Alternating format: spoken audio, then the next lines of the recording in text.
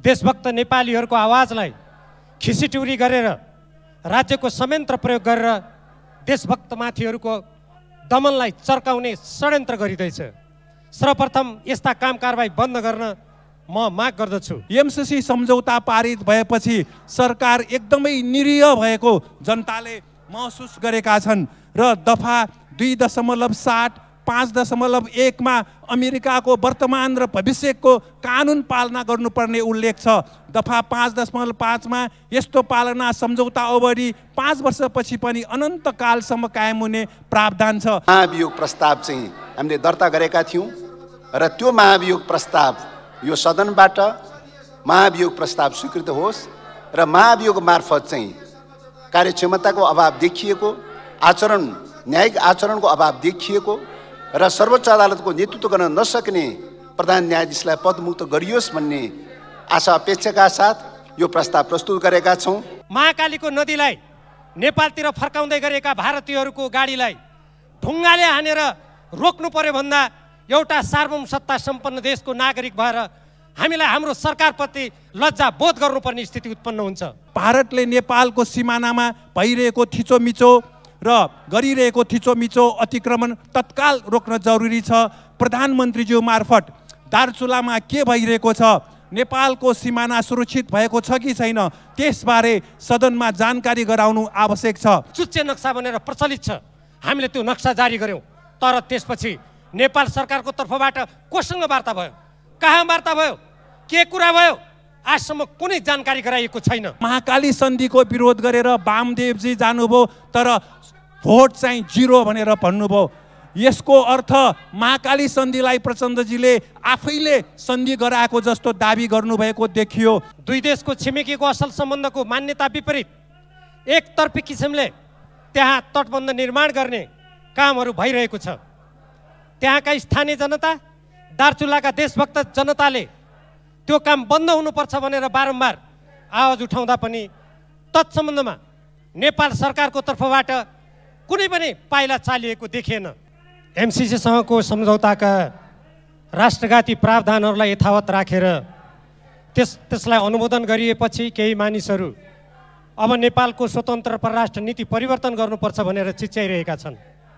देशभक्त नेपालीहरूको आवाजलाई खिसिटुरी गरेर राज्यको संयन्त्र प्रयोग गरेर देशभक्तमाथिहरूको दमनलाई चर्काउने षड्यन्त्र गरिँदैछ। सर्वप्रथम यस्ता काम कारबाही बन्द गर्न म माग गर्दछु। त्यसको साथसाथै यो सदनबाट जुन कुरा सम्पन्न भएको छ तत्सम्बन्धमा नेपाल सरकारले के गरिरहेको छ, त्यसपछिका कामहरू के भए, यो सम्बन्धमा नेपाली जनताले थाहा पाउनु पर्छ भन्ने मेरो माग छ। सभामुख महोदय, योभन्दा अर्को गम्भीर विषय छ। हाम्रो सुदूरपश्चिम प्रदेश दार्चुला जिल्लाको बङ्गाबगरमा केही दिन अगाडि भारतीय पक्षबाट अन्तर्राष्ट्रिय कानुन, दुई देशको छिमेकीको असल सम्बन्धको मान्यता विपरीत एकतर्फी किसिमले त्यहाँ तटबन्ध निर्माण गर्ने कामहरू भइरहेको छ। त्यहाँका स्थानीय जनता, दार्चुलाका देशभक्त जनताले त्यो काम बन्द हुनुपर्छ भनेर बारम्बार आवाज उठाउँदा पनि तत्सम्बन्धमा नेपाल सरकारको तर्फबाट कुनै पनि पाइला चालिएको देखिएन। सभामुख महोदय, त्यहाँका जनताले आफ्नो भौगोलिक अखण्डताको रक्षाको लागि महाकालीको नदीलाई नेपालतिर फर्काउँदै गरेका भारतीयहरूको गाडीलाई ढुङ्गाले हानेर रोक्नु पर्यो भन्दा एउटा सार्वभौम सत्ता सम्पन्न देशको नागरिक भएर हामीलाई हाम्रो सरकारप्रति लज्जा बोध गर्नुपर्ने स्थिति उत्पन्न हुन्छ। केही समय अगाडिको बाढीबाट त्यहाँको गल्फाई भन्ने ठाउँमा हाम्रो वन कार्यालय र त्यहाँको भू संरक्षण कार्यालय महाकाली नदीको पारिपट्टि भारततर्फ परेको थियो। त्यो बेला पनि भारतले एकतर्फी रूपमा त्यहाँ गाडी पठाएर त्यहाँ आफ्नो तटबन्ध बनाउन खोजेको थियो। त्यसको विरोध भएपछि त्यो रोकियो। तर अहिले बङ्गाबगर भन्ने ठाउँमा फेरि एकतर्फी रूपमा सिमानाको त्यो ठाउँ जहाँ दुई देशको सहमति बिना त्यस्तो काम गर्न पाइँदैन। नेपालले जस्तो कञ्चनपुर जिल्लामा त्यहाँका बासिन्दाले 10 गजाभन्दा यतै आफ्नो खेत, आफ्नो बारीमा त्यहाँ काँडे तार लगाउनु खोज्दा, त्यहाँ आफ्नो पर्खाल लगाउनु खोज्दा भारतीय सुरक्षाकर्मी आएर त्यहाँ मानिसहरूको हत्या गरेको समेत हामीले त्यो कटु अनुभव गरिसकेका छौँ। तर हाम्रो दार्चुला जिल्लाको त्यो बङ्गाबगरमा भारतले एकतर्फी किसिमले त्यहाँ डोजर चलाउँदाखेरि पनि नेपाल सरकारले त्यसमा नबोल्नु यो लाजमर्दो कुरा हो। सम्माननीय सभामुख महोदय, म सम्माननीय सभामुख मार्फत नेपाल सरकारको यसतर्फ गम्भीर रूपमा ध्यान आकर्षण गराउँछु र म माग गर्न चाहन्छु सम्पूर्ण नेपाली जनताको तर्फबाट भारत सरकारले जुन एकतर्फी रूपमा त्यहाँ डोजर चलाएर यतापट्टि नेपालको सिमानातर्फ महाकालीलाई चेप्ने र आउने बर्खामा फेरि दार्चुला जिल्लाको सदरमुकाम खलङ्गालाई खतरामा पार्ने जुन काम हुँदैछ, नेपाल सरकारको तर्फबाट गृहमन्त्रीजी, परराष्ट्र मन्त्रीजीले यो सदनमा आएर नेपाली जनतालाई यसको जवाब दिनुपर्छ, जानकारी गराउनुपर्छ के हुँदैछ। दार्चुला जिल्ला यस्तो जिल्ला हो सम्माननीय सभामुख महोदय, हामी त्यो सम्झँदा हाम्रो मातृभूमिमाथि हाम्रो लिपुलेक, कालापानी, लिम्पियाधुरामा अतिक्रमण गरिएको छ।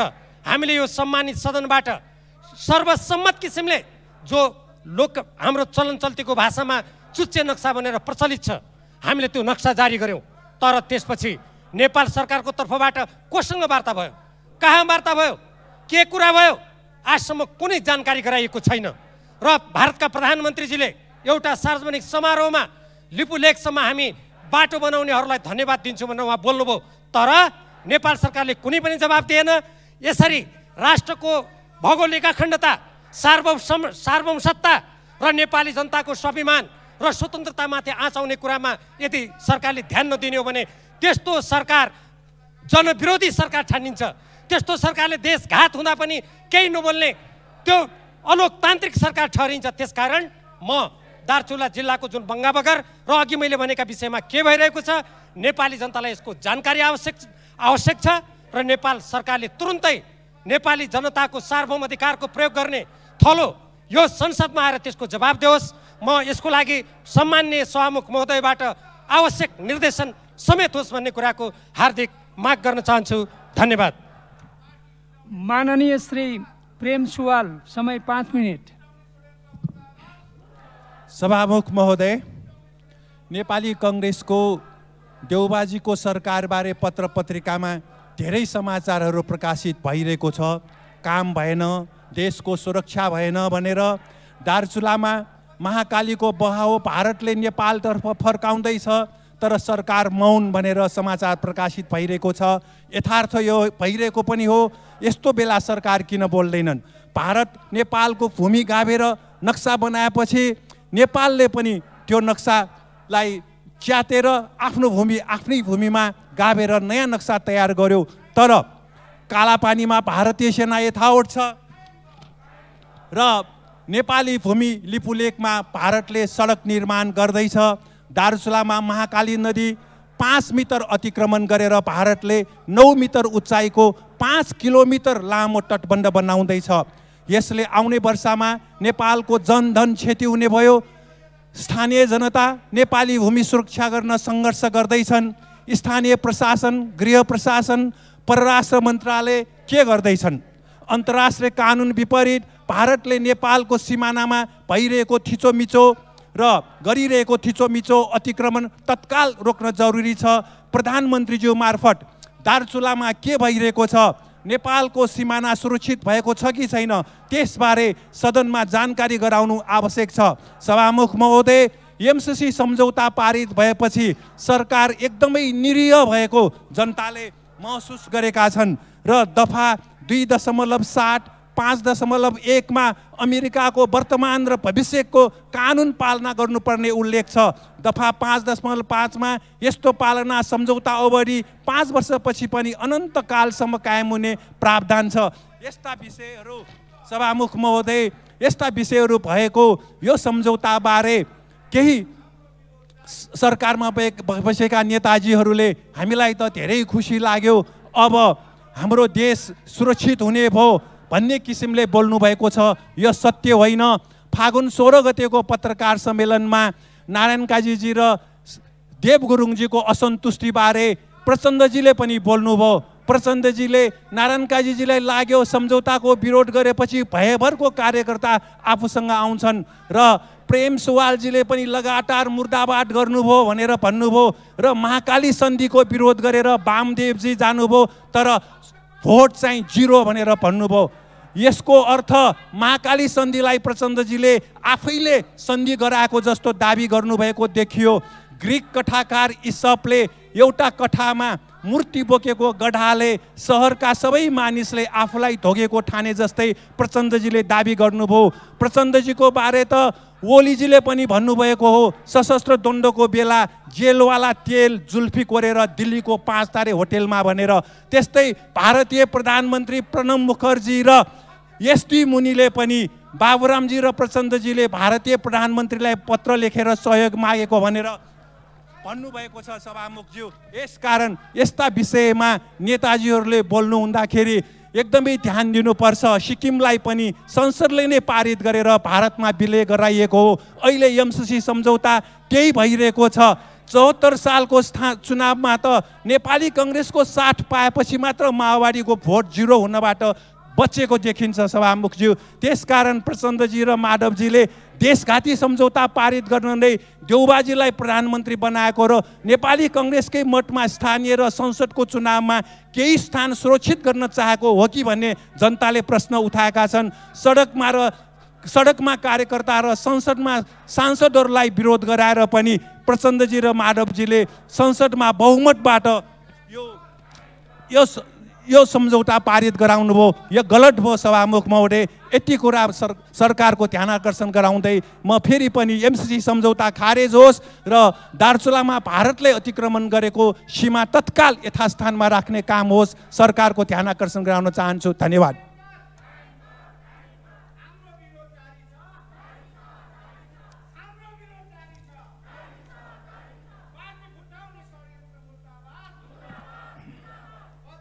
माननीय सदस्यहरू, सभामा विचाराधीन रहेका 42 विधेयकहरूलाई नियमानुसार पारित गर्ने, आम नागरिकका दैनिक समस्याहरू जनप्रतिनिधिले सरकारलाई सुनाउने, समाधानको प्रयत्न गर्ने, सरकारलाई संसदप्रति उत्तरदायी बनाउने, कानुन निर्माण एवं निगरानी गर्ने कार्यहरू समेत अवरोधका कारण प्रभावित हुन पुगेको छ।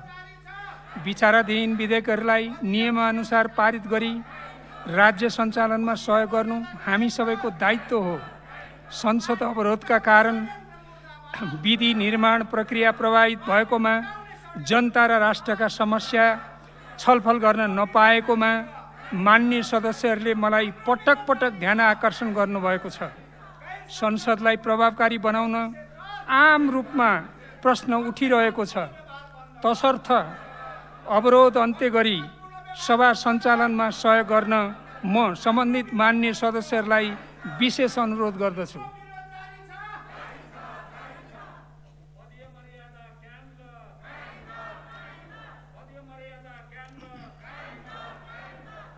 माननीय सदस्यहरू, अब सार्वजनिक लेखा समितिका माननीय सभापति श्री भरत कुमार शाहलाई सार्वजनिक लेखा समितिको 21औं वार्षिक प्रतिवेदन 2078 पेश गर्न अनुमति दिन्छु।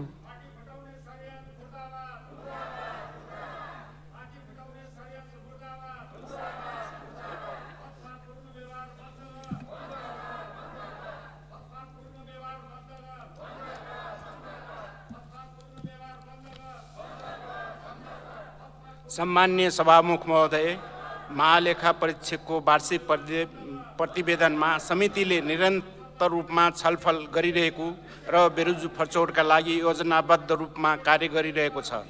यस अवधिमा समितिले नेपाल विद्युत प्राधिकरणको डेडिकेटेड फिडर र ट्रङ्क लाइन उपलब्ध गराइएको विद्युत उपभोक्ता सम्बन्धमा अध्ययन गर्न गठित उपसमितिले समितिमा पेश गरेको अध्ययन प्रतिवेदनमाथि छलफल गरी नेपाल सरकार, नेपाल विद्युत प्राधिकरण, विद्युत नियमन आयोगलाई विभिन्न विषयमा निर्देशन दिएको थियो। साथै महालेखा परीक्षकको 55औं र 56औं वार्षिक प्रतिवेदनमा औल्याइएको कालीगण्डकी कोरिडोर आयोजना लगायतको बेरोजुको सम्बन्धमा विस्तृत अध्ययन गरी समितिमा प्रतिवेदन पेश गर्न 8 सदस्यीय उपसमिति गठन गरिएको थियो। उखु किसानको समस्याको दीर्घकालीन समाधानका लागि विभिन्न व्यवस्थाहरू समेटी छुट्टै ऐन बनाएर कार्यान्वयनमा ल्याउन सरकारलाई निर्देशन दिएको थियो। समितिले मुलुकको वर्तमान आर्थिक अवस्था सम्बन्धमा देखा परेका समस्या समाधान गर्न नेपाल सरकार र नेपाल राष्ट्र ब्याङ्कलाई सुझाव दिएको थियो। सम्माननीय सभामुख महोदय, समितिले गरेका विभिन्न निर्णय तथा निर्देशनहरू कार्यान्वयन नभएकोमा र सरकारले उदासीनता देखाएकोमा समितिले यसलाई गम्भीर रूपमा लिएको छ। समितिको निर्णय कार्यान्वयनका सवालमा सरकारवाला निकायले गरेको ढिलासुस्ती, समितिको काम कारबाही सञ्चालनका लागि आवश्यक थप दक्ष जनशक्ति, बजेट अभाव तथा बेरोजु फौरचौटमा देखिएको सरकारवाला निकायको उदासीनता जस्ता समस्याहरू चुनौतीका रूपमा रहेका छन्। आगामी दिनहरूमा समितिले प्रतिवेदनमा उल्लेखित निर्देशन, राय सुझाव र सोको कार्यान्वयनमा आर्थिक कार्यविधि तथा वित्तीय उत्तरदायित्व ऐन 2076 र नियमावली 2077 तथा अन्य सम्बन्धित ऐन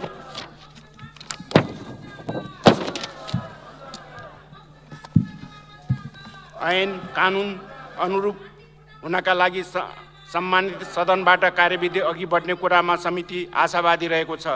समितिको कार्यलाई मार्गदर्शन गर्नुहुने सम्मान्य सभामुखप्रति म हार्दिक आभार व्यक्त गर्न चाहन्छु।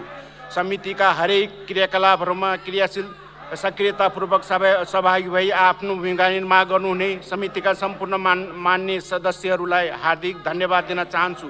समितिका विभिन्न बैठकहरूमा उपस्थित भई नेपाल सरकार काम कारबाहीका बारेमा जानकारी एवं समितिका निर्देशनहरू कार्यान्वयनमा सहयोग पुर्याउनु हुने नेपाल सरकारका माननीय मन्त्रीज्यूहरू, संवैधानिक निकायका पदाधिकारीहरू, नेपाल सरकारका मुख्य सचिव लगायत मन्त्रालय मातहतका निकाय तथा सार्वजनिक संस्थाका कर्मचारीहरूलाई समिति र मेरो तर्फबाट हार्दिक आभार व्यक्त गर्न चाहन्छु। समितिको काममा समन्वयात्मक सहयोग पुर्याउनु हुने सङ्घीय संसद सचिवालयका महासचिव, सचिव एवं प्रतिवेदन तयारीमा प्रत्यक्ष अप्रत्यक्ष सहयोग पुर्याउनु हुने सङ्घीय संसद सचिवालयका कर्मचारी, पत्रकार र विभिन्न सङ्घ संस्थाका प्रतिनिधिहरूलाई समितिका तर्फबाट म हार्दिक धन्यवाद दिन चाहन्छु। समितिका हरेक क्रियाकलापमा साथ रही कार्य गर्दै यस प्रतिवेदनलाई यो रूपमा तयार गर्नुहुने समिति सचिव लगायत समिति सचिवालयका सम्पूर्ण कर्मचारीहरूलाई म विशेष धन्यवाद दिन चाहन्छु। सम्मान्य सभामुख महोदय, सम्मान्य सभामुखको अनुमतिले अब म सार्वजनिक लेखा समितिको 21औं वार्षिक प्रतिवेदन 2078 समिति सदन समक्ष नियमानुसार पेश गर्दछु। धन्यवाद।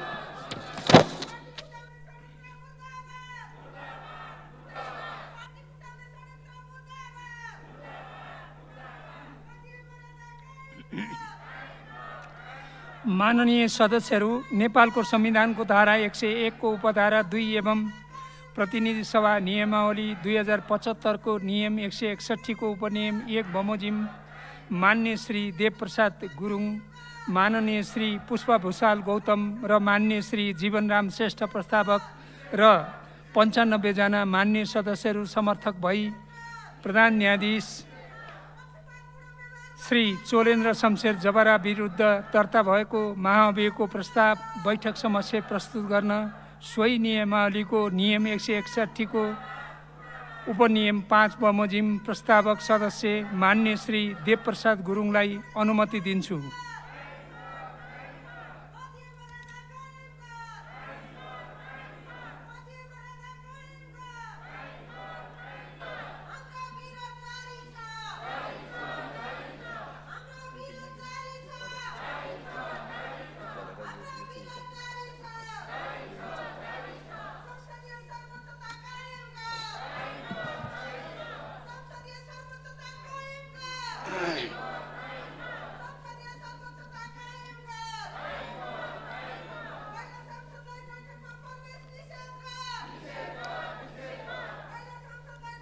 सम्मानीय सभामुखज्यू,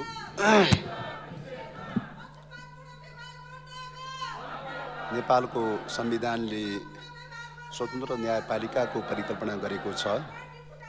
संविधानको सर्वोच्चता विधिको शासनलाई सर्वोपरि मानेको छ र शक्ति पृथकीकरणको सिद्धान्त र शक्ति सन्तुलनको मान्यतालाई स्थापित गरेको छ र त्यसको लागि न्यायालयको जो परिकल्पना गरेको छ। तर न्यायालयको नेतृत्व प्रधान न्यायाधीश श्री चोलेन्द्र शमशेर जबरालाई चाहिँ संविधानले प्रधान न्यायाधीशको नियुक्ति गरेको हो। तर उहाँको कार्यकालमा पछिल्लो समयमा गत कार्तिकदेखि कार्तिक मङ्सिर पौष माघ लगातार झन्डै 4 महिनादेखि चाहिँ न्यायालय अवरुद्ध रहेको अवस्था रह्यो। न्यायालयबाट न्याय सम्पादन हुन सकेन। न्यायालयमा भ्रष्टाचारीको कुरा र अनियमितताको कुरा, बिचौलीको कुरा चरम पराकाष्ठको रूपमा देखा पर्यो र न्यायालयमा विकृति र विसङ्गतिको चाहिँ व्यथितिको चाहिँ समस्याहरू देखा पर्न थाल्यो। न्यायालयको शुद्धिकरणको सन्दर्भमा थुप्रै आवाजहरू उठे, विभिन्न पक्षबाट थुप्रै आवाजहरू उठे, तर त्यो सुधार हुन सकेन। न्याय प्रशासनको लागि न्याय परिषद, न्यायाधीशहरूको नियुक्ति, सरुवा बढुवा लगायतका सबै कार्यहरू न्याय परिषदबाट हुनुपर्ने आवश्यकता थियो। तर न्याय परिषद पनि झन्डै 3-4 महिनादेखि न्याय परिषदको बैठक हुन सकेन। न्याय सेवाको लागि, न्याय सेवाको प्रशासनको लागि चाहिँ न्याय सेवा आयोग सुचारू हुनुपर्दथ्यो। तर 3-4 महिना पूर्वदेखि न्याय सेवाको बैठक पनि बस्न सकेको थिएन र समग्रतामा चाहिँ न्याय क्षेत्र नै अवरुद्ध हुन पुग्यो। र संविधानको धारा 136ले प्रधान न्यायाधीशलाई जुन क्षेत्राधिकार दिएको छ त्यो क्षेत्राधिकार अनुसार उहाँले त्यो क्षेत्राधिकार पुरा गर्न सक्नु भएन। पुरा गर्न नसकेको मात्रै होइन, संविधान, कानुन, नियम, न्यायिक मूल्य मान्यताको समेत उल्लङ्घन हुन पुग्यो र त्यसले गर्दाखेरि उहाँको कार्यक्षमताको अभाव देखियो, उहाँको आचरणको अभाव देखियो र संविधान विपरीत प्रकारका, कानुन विपरीत प्रकारका कैयौँ प्रवृत्तिहरू देखा पर्यो। न्याय परिषदको सदस्यको हैसियतले, संवैधानिक परिषदको सदस्यको हैसियतले संवैधानिक परिषदमा र कार्यपालिकामा समेत पनि हिस्सा खोज्ने प्रकारका चाहिँ प्रवृत्तिहरू देखा पर्न थाल्यो। न्यायपालिकाको स्वतन्त्रता र निष्पक्षता भन्ने कुरा रहन सकेन। न्यायिक सम्पादनमा कैयौँ विकृति विसङ्गतिहरू देखा पर्यो। त्यसले गर्दाखेरि चाहिँ न्यायालय विगत झन्डै 3-4 महिना पूर्वदेखि न्यायालय अवरुद्ध रहन पुग्यो। न्यायालयबाट निकास होस् भनेर चाहिँ धेरैको आशा अपेक्षा थियो, तर न्यायालयबाट निकास हुन सकेन। त्यस कारणले गर्दाखेरि न्यायालयबाट यो समस्या सम्बोधन हुन नसकेको अवस्थामा अन्तिम थलो भनेको के हो त भन्दाखेरि संसद हो। न्यायालयमा भएको गत्यारोध अन्त गर्नका लागि अन्तिम थलो भनेको संसद हो। संविधानको 101 उपधारा 2ले चाहिँ महाअभियोग मार्फत चाहिँ पदमुक्त गर्ने एउटा संसदको क्षेत्राधिकारको व्यवस्था मात्र बाँकी रह्यो। अरू कुनै पनि पक्षहरू अथवा कुनै पनि प्रयासहरू सफल हुन सकेन। त्यस कारणले गर्दाखेरि चाहिँ यही स्थितिलाई ध्यानमा राखेर चाहिँ हामीले गत फागुन 1 गतेको दिन संविधानको धारा 101 र उपधारा 2 अनुसार चाहिँ र प्रतिनिधि सभा नियमावली 2075 को नियम 161 अनुसार महाभियोगको प्रस्तावको जो व्यवस्था छ त्यस अनुसार चाहिँ हामी माननीय सदस्यहरू 3 जना प्रस्तावक र 95 जना माननीय सदस्यहरू समर्थक रहेको महाभियोग प्रस्ताव चाहिँ हामीले दर्ता गरेका थियौं र त्यो महाभियोग प्रस्ताव यो सदनबाट महाभियोग प्रस्ताव स्वीकृत होस् र महाभियोग मार्फत चाहिँ कार्यक्षमताको अभाव देखिएको, न्यायिक आचरणको अभाव देखिएको र सर्वोच्च अदालतको नेतृत्व गर्न नसक्ने प्रधान न्यायाधीशलाई पदमुक्त गरियोस् भन्ने आशा अपेक्षाका साथ यो प्रस्ताव प्रस्तुत गरेका छौं। म यो प्रस्तावलाई सरसर्ती वाचन गर्न चाहन्छु।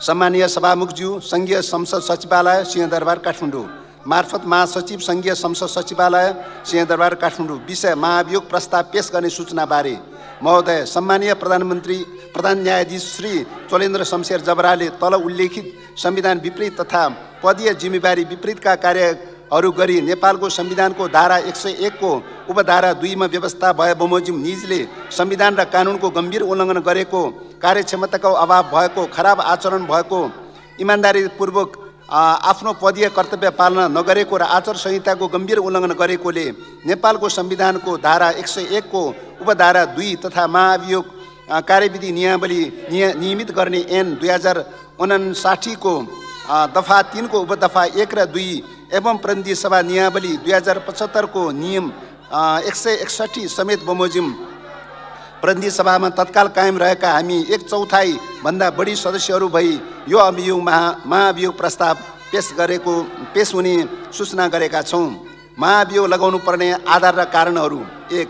लोकतन्त्र, मानवाधिकार, जनताको न्याय, विधिको शासन, संवैधानिक सर्वोच्चता एवं स्वतन्त्र, सक्षम, निष्पक्ष र जिम्मेवार न्यायपालिकाको जगेर्ना गर्न वर्तमान प्रधान न्यायाधीश असक्षम रहेका छन्।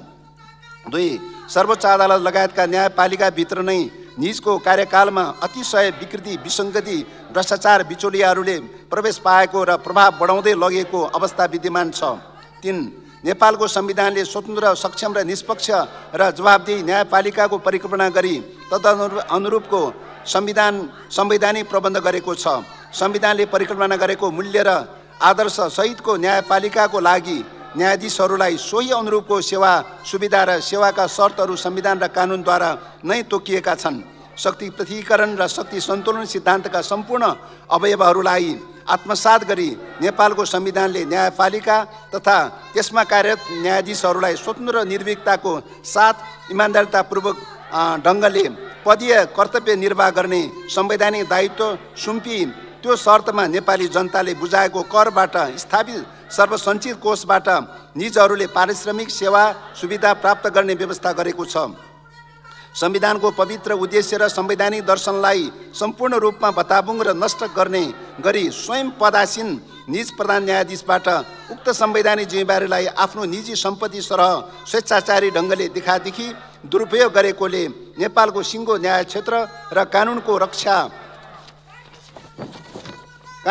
एवं स्वतन्त्र र सक्षम न्यायपालिकाको वृद्धि गर्नुपर्ने अहम दायित्व बोकेका प्रधान न्यायाधीशले स्व अनुरूपको कर्तव्य पालना गर्न असक्षम तथा सम्पूर्णता विफल हुन पुगेका छन्। 4. न्यायपालिका संविधानको अन्तिम व्याख्याता हो भने यसको नेतृत्व गर्ने प्रधान न्यायाधीश न्याय प्रशासनलाई प्रभावकारी बनाउने अन्तिम जिम्मेवारी प्राप्त पदाधिकारी हुन्। प्रधान न्यायाधीशले नियुक्ति हुनासाथ संविधान र कानुनको संरक्षण, सम्वर्धन र रक्षाका लागि शपथ लिएको मानिन्छ। तर दुर्भाग्य नै भन्नुपर्छ, नेपालको न्यायिक नेतृत्वमा पदासीन प्रधान न्यायाधीश श्री सुरेन्द्र शमशेर जबराका कार्यहरू एकपछि अर्को विवादास्पद, आपत्तिजनक, पदीय मर्यादा र आचरण विपरीत एवं संविधान र कानुन विपरीत हुँदै गएका छन्। लोकतन्त्रमा न्यायपालिकालाई संविधानको अन्तिम व्याख्याता र राज्यका अन्य अङ्गहरूमाथि शक्ति सन्तुलन कायम राख्ने महत्त्वपूर्ण निकायको रूपमा लिइन्छ। सक्षम एवं सशक्त न्यायालयको अभावमा सिङ्गो संविधान र त्यसले परिकल्पना गरेका कुनै पनि व्यवस्थाहरू यथार्थतामा कार्यात्मक र जीवन्त हुन सम्भव छैन। यसका लागि न्यायालय सम्पूर्ण रूपमा स्वतन्त्र, सक्षम, निष्पक्ष, स्वच्छ र भ्रष्टाचार मुक्त र जिम्मेवार हुन जरुरी छ। न्याय र शीलता न्यायालयको पहिलो गुण हो। त्यसले न्यायालयलाई न्यायको अन्तिम उपाय बनिएको हो, जसको प्राप्ति केवल स्वच्छ, सक्षम र स्वतन्त्र न्यायालयबाट मात्र सम्भव छ। संविधानमा अन्तर्निहित प्रस्तुत दर्शनको यथार्थ कार्यान्वयनका लागि न्यायिक नेतृत्व गर्ने प्रधान न्यायाधीशको सक्षमता, इमान्दारिता, संवैधानिक नैतिकता र आचरण सबैभन्दा अहम हुन जान्छ। कुनै पनि बहालवाला प्रधान न्यायाधीशसँग एउटा सफल संविधान र स्वतन्त्र न्यायपालिकाले अपेक्षा गर्ने र गरेका कुनै पनि गुण र विशेषताहरू प्रधान न्यायाधीश राणासँग अब बाँकी नरहेकोले निजलाई पदमा कायम राखिराख्न न्यायिक मूल्य र मर्यादाले उपयुक्त देखिँदैन। 5. प्रधान न्यायाधीशले उच्च पदीय जिम्मेवारीका अतिरिक्त नेपालको संविधानको धारा 136 द्वारा पदासीन प्रधान न्यायाधीशलाई अति उच्च विश्वासका साथ प्रदान गरेको संवैधानिक दायित्व पुरा गर्न सम्मानीय प्रधान न्यायाधीश राणा असक्षम रहेको न्यायालयको साख, इज्जत, प्रतिष्ठा, प्रभावकारिता र जनआस्थालाई श्रीवृद्धि गर्ने संवैधानिक दायित्वबाट निज पूर्ण रूपमा विमुख र विफल भएको तथा प्रधान न्यायाधीश राणामा पदीय जिम्मेवारी, संवैधानिक आचरण र नैतिकता एवं कार्यक्षमता समेत नदेखिएको कारणले निजलाई महाभियोग लगाउनु पर्ने पर्याप्त आधार र कारण एवं अवस्था विद्यमान रहेको देखिएको छ। संवैधानिकता परीक्षण गर्न दायर भएका रिट निवेदनहरूको समयमै निज प्रधान न्यायाधीशले राणाले निरूपणको व्यवस्था गर्नुपर्नेमा पदीय जिम्मेवारी विपरीतका कार्य गरी न्यायमा विचलन ल्याएका छन्। वस्तुतः न्यायिक अधिकार न्याय छिटो छरितो निरूपणका लागि हो र न कि न्यायिक पदाधिकारीको आफ्नो वा अन्य कसैले निहित स्वार्थ पूर्तिका लागि दुरुपयोग गर्ने हो। 7. संवैधानिक परिषदको सदस्यको हैसियतमा प्रधान न्यायाधीश राणा आफू समेत संलग्न भई विभिन्न संवैधानिक अङ्ग पदाधिकारीहरूको नियुक्ति सम्बन्धमा परेका ऋण निवेदनहरूको 1 वर्षसम्म पनि प्रारम्भिक सुनवाईसम्म पनि नगरी न्यायमा गम्भीर अवरोध र विचलनको अवस्था सृजना गरेको सार्वजनिक भएको यथार्थ छ। प्रधान न्यायाधीश राणाबाट गरिएको विचलन अवरोध छिप्न सक्दैन र जगजाहेर भइसकेको छ। प्रधान न्यायाधीशले आफूले अध्यक्षता गर्नुपर्ने संवैधानिक इजलासको कारबाहीलाई अवरुद्ध गरी संविधानको कार्यान्वयनमै गम्भीर अवरोध सृजना गरेको प्रमाणित तथ्यले निजले पदीय कर्तव्य पालना गर्न नसकेको प्रमाणित भएको छ। 8 सशस्त्र प्रहरीका तत्कालीन वरिष्ठ अधिकृत रञ्जन कृष्ण कोइराला संलग्न ज्यान मुद्दामा मातहत अदालतबाट भएको फैसला उल्टी गरी गैर कानुनी ढङ्गले कैद घटाएको प्रश्नमा उक्त मुद्दा पुनः सर्वोच्च अदालतमा विचाराधीन रहेकोमा त्यस्तो सङ्गीन मुद्दाको शीघ्र सुनवाई गराई न्यायिक मूल्य पुनर्स्थापित गर्नुपर्नेमा आफैले पटक पेशी स्थगित गरेको र त्यति संवेदनशील विचाराधीन मुद्दालाई प्रभावित गर्ने गरी सार्वजनिक रूपमै फैसलाको व्याख्या गर्दै त्यसको प्रतिरक्षा गरेको देखिएको छ। प्रधान न्यायाधीशले सरकारी प्रवक्ता जस्तो भई इजलास बाहिर आफ्नो फैसलाबारे बोल्दै हिँड्नु र टिका टिप्पणी गर्नु अदालतको गरिमा र पदीय मर्यादा अनुकूलको आचरण हुन सक्दैन। 9 भ्रष्टाचारको अभियोग लागेका मुद्दाको छिटो छरितो सुनवाई गर्ने प्रयोजनका लागि विशिष्टकृत अदालतको रूपमा विशेष अदालतको गठन र शीघ्र न्याय सम्पादनको व्यवस्था विगत 2 दशक अघिदेखि भएकोमा उक्त अदालतमा महिनौँदेखि न्यायाधीशको पदपूर्ति गर्न अनिच्छुक रही निजले सो विशेष न्याय प्रक्रियामा समेत अवरोध सृजना गरेका छन्।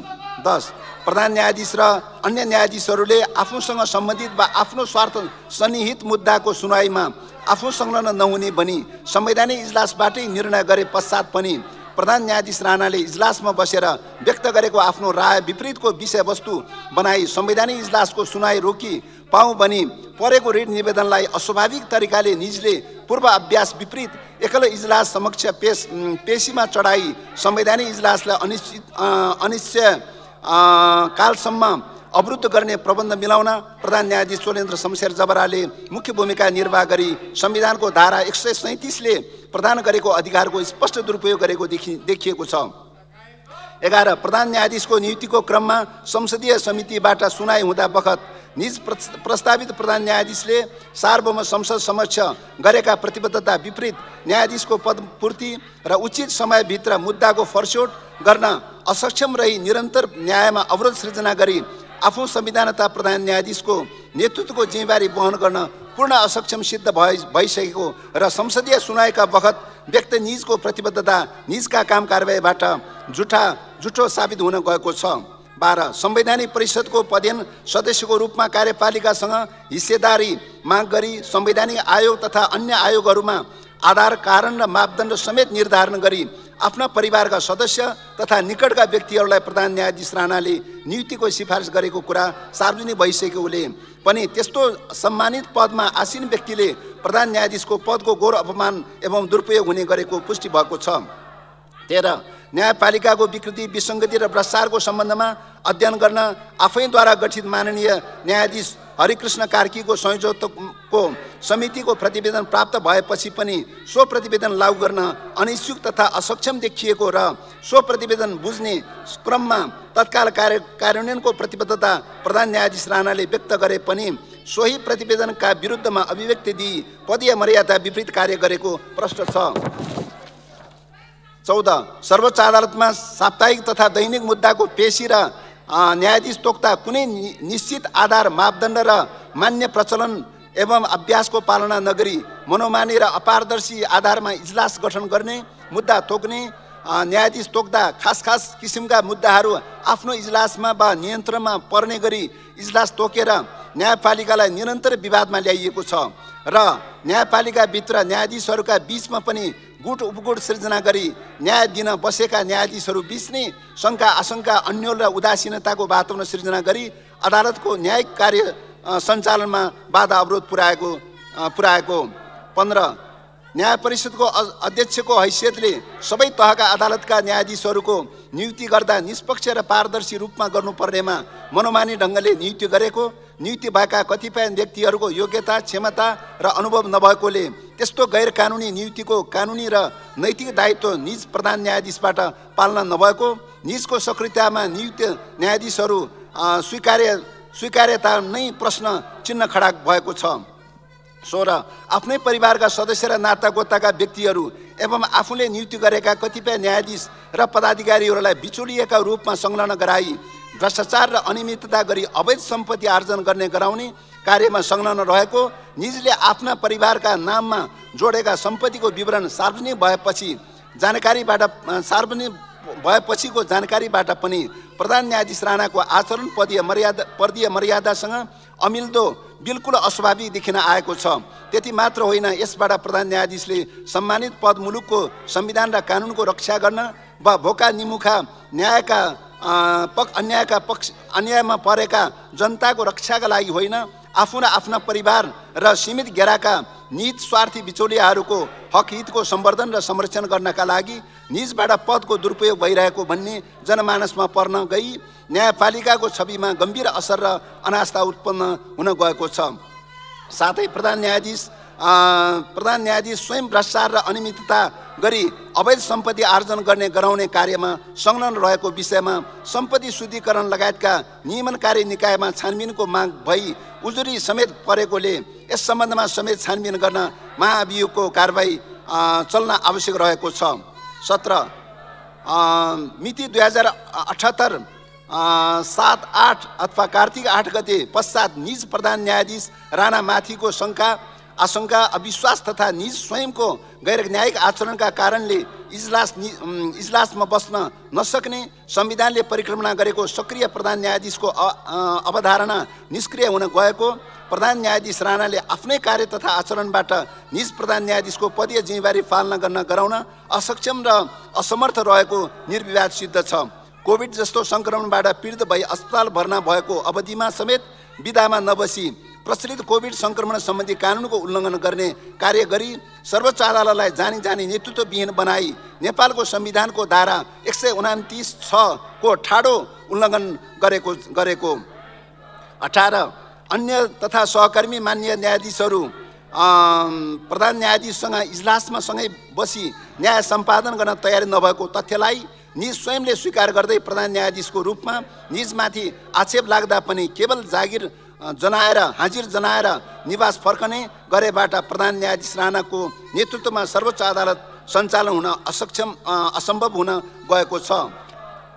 19 प्रधान न्यायाधीश सहित बसी बैठक सञ्चालन गरी संवैधानिक र कानुनी कर्तव्य पालना गर्नुपर्ने न्याय परिषद एवं न्याय सेवा आयोगको बैठक लामो अवधिदेखि बस्न नसकेको, यसका कारण न्याय परिषद न्यायाधीश एवं न्याय सेवाका कर्मचारीहरूको नियुक्ति सरुवा बढुवा लगायतका वृद्धि विकासको अनिवार्य कार्यहरू अवरुद्ध हुन पुगेको जानकारी राख्दै पनि विगत 3 महिनादेखि सर्वोच्च अदालत लगायत सम्पूर्ण न्यायपालिकाका नेतृत्वविहीन तथा जिम्मेवारीविहीन स्थितिमा पुर्याएको साथै सर्वोच्च अदालतको पूर्ण बैठक समेत कानुन एवं संविधान सम्मत रूपमा बसाउन नसक्ने लज्जास्पद अवस्था खडा गरेका छन्।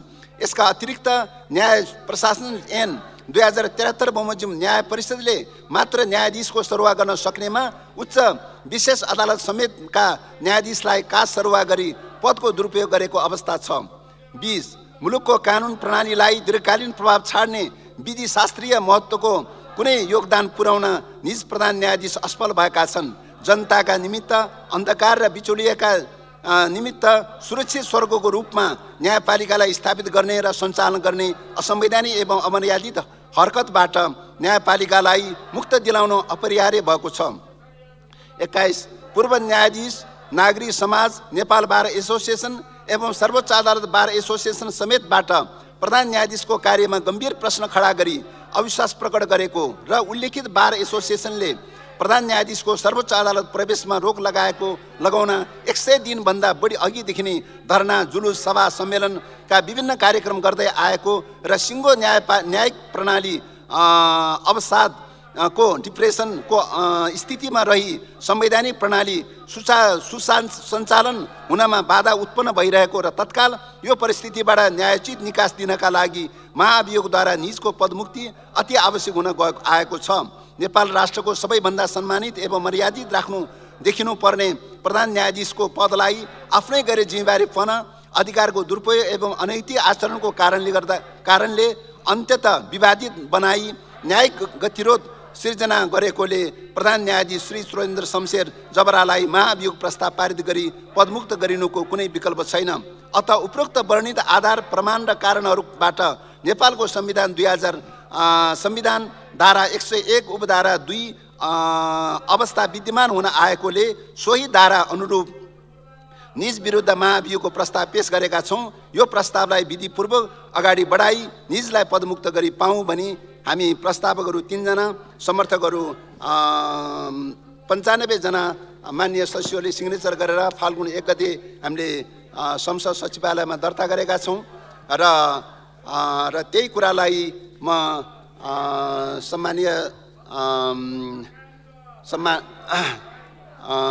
अन्तमा सम्मानीय सभामुख महोदयको अनुमतिले प्रतिनिधि सभा नियमावली 2075 को नियम 161 को उपनियम 5 बमोजिम प्रधान न्यायाधीश सोलेन्द्र शमशेर जबराको विरुद्ध दर्ता भएको यो प्रस्ताव सदन समक्ष प्रस्तुत गर्दछु। धन्यवाद।